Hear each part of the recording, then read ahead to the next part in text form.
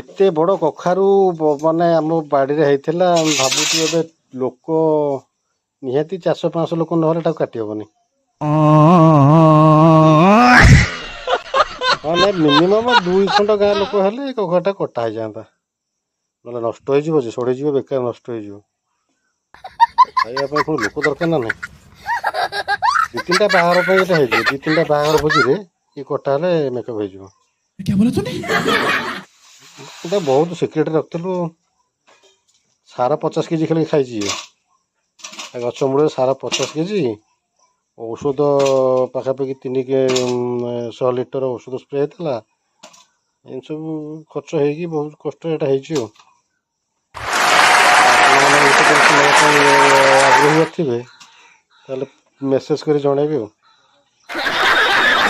ଶୀଘ୍ର ଆପଣଙ୍କୁ ବ୍ୟବସ୍ଥା କରାଯିବ।